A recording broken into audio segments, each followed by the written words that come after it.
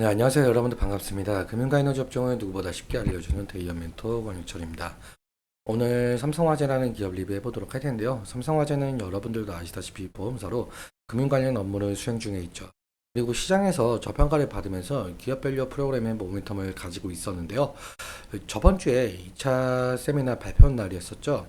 사실 제가 이 기업 밸류 2차 세미나 영상을 라이브로 좀 지켜보고 있었는데 내용들이 상당히 좀 실망이 큰 부분이 있었더라고요. 그 부분 여러분들과 함께 얘기 나눠보도록 하고, 사실 결국에 이 기업 밸류 프로그램은 세제 혜택이 상당히 중요한데, 이 세제 혜택 같은 경우 야당인 민주당의 선택이 상당히 크죠. 그 이유에 대한 것도 같이 한번 확인해 보면서 천천히 얘기 나눠보도록 하겠습니다. 먼저 시작하기 전에 저희 대기업 채널에 오시면은 모든 종목들을 커버해 드리고 있으니까 찾아와 주시면 정말 감사하겠고, 영상도 끝까지 지켜봐 주시면서 댓글로 궁금하신 것들 남겨주시면은 다음 영상에서 말씀을 드리도록 하겠습니다. 그럼 삼성화재 바로 보도록 할게요. 일단 삼성화재는 손해보험사로 보험상품 판매 사업 등을 수행을 하고 있는 기업이고, 재무제표를 잠깐 보자면은 삼성화재 같은 경우 현재 PBR이 0.76배, 그리고 BPS가 34만 8,009원. 예상 컨센으로만 봐도 지금 PBR이 1배가 안 되고 있죠. 그러니까 시장에서 지금 저평가를 받고 있다라는 것을 좀 알 수가 있을 것 같은데요. 근데 여러분들도 아시다시피 올해 1월 말쯤부터 해서 이 기업 밸류 프로그램 이슈가 있었잖아요. 기업 밸류 프로그램 취지 같은 경우 저평가가 되어 있는 기업의 가치를 개선시킨다는 정책이었었죠. 사실 뭐 주요 내용 같은 경우 좀 짤막하게 살펴보자면, 상장사의 주요 투자 지표를 활용해서 시가총액 및 업종별로 비교 공시를 하고, 그리고 상장사들에게 기업 가치 개선 계획을 공표하도록 권고하고, 그리고 기업 가치 개선 우수 기업 등으로 구성된 지수 개발 및 상장 지수 펀드를 도입하겠다는 내용이었습니다. 세부 내용이 2월 26일에 발표되었었는데 일단 세부 내용도 함께 살펴보도록 할게요. 이때 당시에 1차 세미나를 열면서 금융위원회는 기업 밸류업 지원 방안, 즉 한국 증시 저평가 해소를 위해서 7월부터 상장사들에게 기업가치 재고 계획을 스스로 공시하도록 하겠다라고 밝혔었고, 그리고 바로 저번 주죠. 5월 2일에 2차 세미나를 열면서 가이드라인을 최종적으로 확정시킨다라고 했었죠. 사실 지금 현재 최근 시장을 보자면 윤석열 정부의 총선 참패라든지 고금리가 지속되는 상황, 중동의 지정학적 위기가 좀 겹치면서 국내 증시가 약세 기조를 보이고 있었는데요. 사실 이 하반기부터 공시가 시작되겠지만 이 하반기에서 5월로 좀 변경을 한다라고 하면서 기업 밸류 정책의 속도를 내려고 하고 있는 상황으로 보이고 있었죠. 그러니까 이 기업 밸류 정책의 속도를 내면서 약세 기조를 보이고 있는 이 국내 증시를 좀 끌어올리겠다라는 스탠스로 보이고 있었는데요. 그런데 사실 이 저번 주에 제가 2차 세미나 라이브를 영상을 보면서 2월 26일에 발표되었던 내용들과 뭐 크게 변화가 없다라고 느꼈습니다. 한국거래소가 공유해준 자료 함께 보도록 하면요. 이 자료 같은 경우 기업 가치 재고 계획이라는 가이드라인이에요. 사실 아직까지는 뭐 확정된 건 아니고 뭐 검토 중이다 이렇게 말씀을 하시더라고요.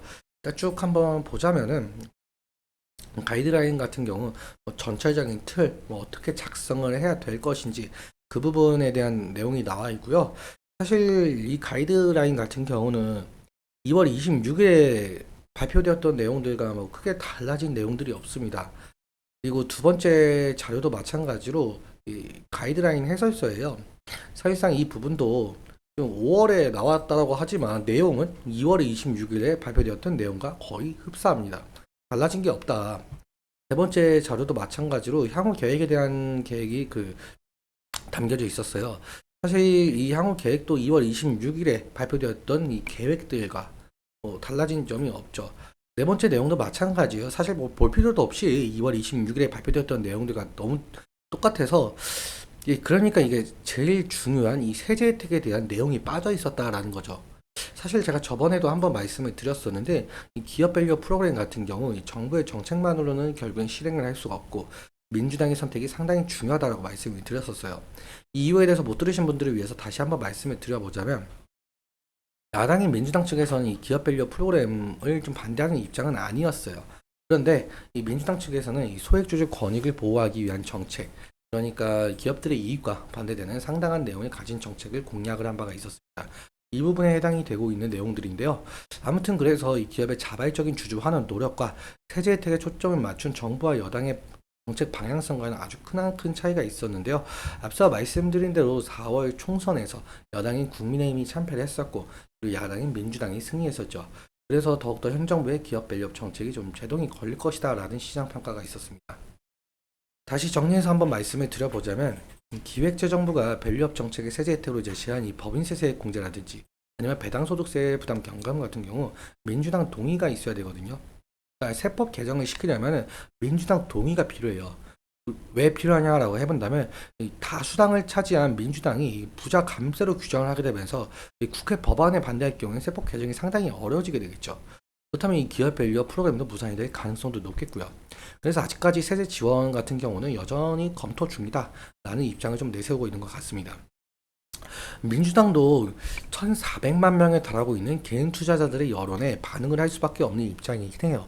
그래서 사실상 여야가 합의를 이루어지지 못한다고 한다면 저번 주에 그러니까 2차 세미나에 발표했던 내용들처럼 다시금 세제 지원 같은 내용은 빠져 있을 가능성이 상당히 높겠죠. 그래서 저는 아직까지는 이 기업별 정책이 실현이 될지 그 부분은 좀 많이 의문스럽거든요. 그래서 이러한 이슈 체크는 지속적으로 체크해 나가면서 대응을 해야 될 것 같습니다. 그럼 차트 보면서 마무리 설명 짓도록 할게요. 일단 삼성화재 같은 경우 아무래도 이 보험사이다 보니까 뭐 실적이라든지 보험 테마 형성이라든지 그러한 것을 가지고 주가 변동성을 좀 나타내고 있는데요. 최근 2월부터 시작을 한 이 기업 밸류 이슈로 인해서 상당한 상승의 모습을 좀 이끌어낸 바가 있었죠. 그런데 2월 26일에 발표되었던 내용들이 좀 실망감이 컸다 보니까 거기에 대해서 실망 매물이 조금 나오면서 조정이 일어난 것을 볼 수가 있는데요. 그러고 나서 삼성화재 같은 경우는 배당락 이슈도 있었고 그래서 조정이 좀 나왔었습니다. 그런데 5월 2일에 발표되었던 2차 세미나 있잖아요. 이때도 마찬가지로 실망이 좀 컸다 보니까 3% 정도 빠진 걸로 보이고 있는데 아무튼 이제 삼성화재 같은 경우 오늘 다시 3% 정도 지금 상승 중에 있죠. 사실 기업 밸류 프로그램이라는 것 자체가 상당히 긴 시간을 바라봐야 되는 관점이 있습니다. 이 이유에 대해서 앞서 말씀드렸다시피 여당과 야당의 합의가 일단 1차적으로 무조건 필요할 테고 그리고 만약에 합의가 됐다라고 하더라도 이 세법 개정이나 이 법 개정을 하려면 상당한 기간이 걸릴 수밖에 없죠.